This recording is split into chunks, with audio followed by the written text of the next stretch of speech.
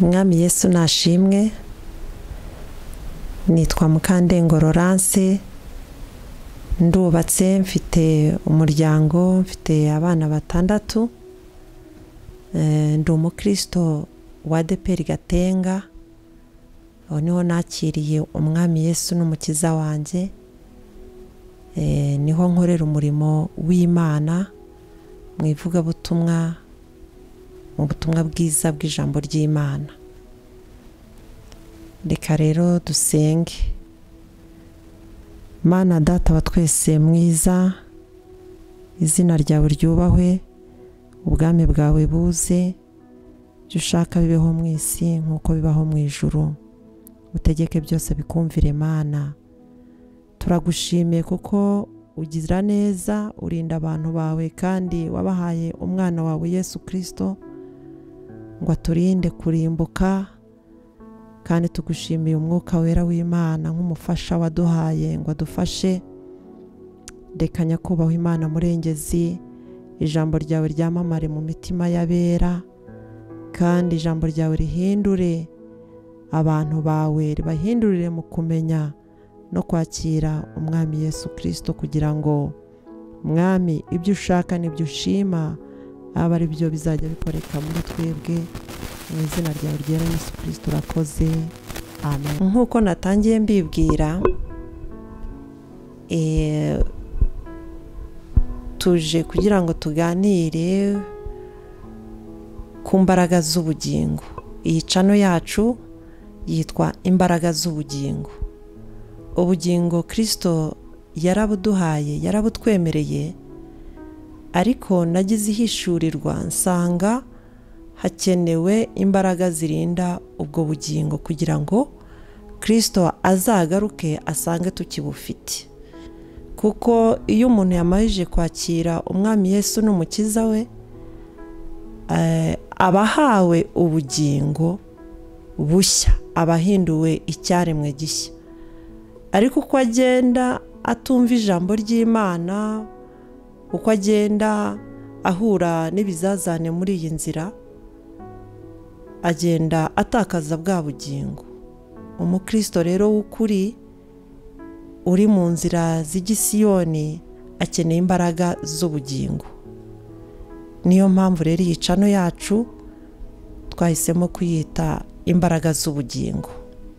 Iyi channel rero ni urubuga rwa Gikristo ruzajya runyuzwaho ijambo ry'Imana, rukanyuzwaho ibiganiro by'ivugabutumwa n'ubuhamya bwa benshi bavugaho Imana yagiye bakura naho ibagejeje n'imirimo Imana yagiye ibakorera.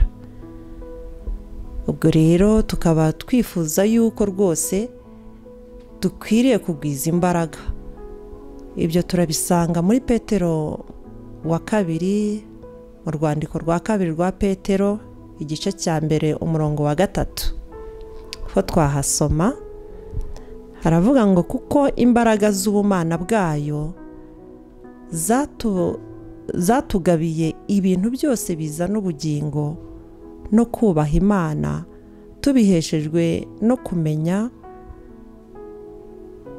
kumenya neza uwaduhamagarishije ubwiza bwe n'ingeso ze nziza.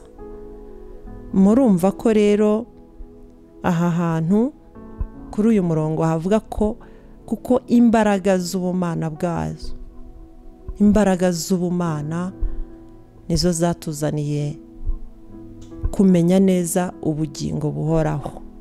Nukuvuga ngo Imana yonyine niyo yimenyekanishije kandi imenyekanisha umwana wayo, ari we duhererwamo ubugingo. Kuko ijambo ry'Imana riratubwira ngo muri Kristo Yesu niho habonerwa ubugingo buhoraho. Niwe nzira n'ukuri n'ubugingo. Umwizera wese ntazarimbuka. Nta ugera kwa Data atanyuze kuri Kristo Yesu. Inzira zose rero zigera Isiyoni, inzira zose zigera mu ijuru zinyura muri Kristo Yesu. Bibanziriza mu kwizera Kristo Yesu, ukumvira ijwi rye ukamukurikira ukirinda ukakira umwami Yesu n'umukiza wawe. Icyo gihe iyo ubatijwe ubuhawe ubugingo buhoraho. Izo rero ni imbaraga z'ubugingo zituruka muri Kristo Yesu wenyine, ubundi bigakomezwa n'ijambo ry'Imana tubonera muri Kristo Yesu. Umwuka wera w'Imana akagenda afasha abantu be gukomera muri Kristo Yesu. Ijambo ry'Imana Yohana 3:16 haravuga ngo kuko Imana yakunze abari mu isi cyane byatumye itanga umwana wayo w'ikinege kugira ngo umwizera wese atarimbuka ahubwo ahabwe ubugingo buhoraho. Murumva rero ko Yesu icyamuzanye ni uguha intama ze ubugingo kandi buhoraho. Imana rero ibafashe kandi ibahe gutekereza yuko nyuma y'ubu buzima hari ubundi buzima tuzabamo, ari bwo bugingo duhabwa cyangwa se tubonera muri Kristo Yesu. Mukomeze gufashwa n'ijambo ry'Imana, mukomeze guhemburwa naryo. Nsaba abagize intege nke bagasubira inyuma, ubugingo buriho, tugarukire umwami Yesu Kristo yongere atubare mu ntama ze. N'abacitse intege mwiyungemwo izindi mbaraga, umwuka wera bafashe kugira ngo tuzabone ubugingo buhoraho. Nkambasaba rwose kunezezwa n'ijambo ry'Imana kandi no gutekereza cyane ko ubugingo buriho kandi ari twebwe twabugenewe, ari twe twabuteguriwe. Icyo dusabwa ni ukwakira Yesu nk'umwami n'umukiza wacu kugira ngo azatugeze mu ijuru amahoro. Murakoze cyane, Imana ibahe umugisha.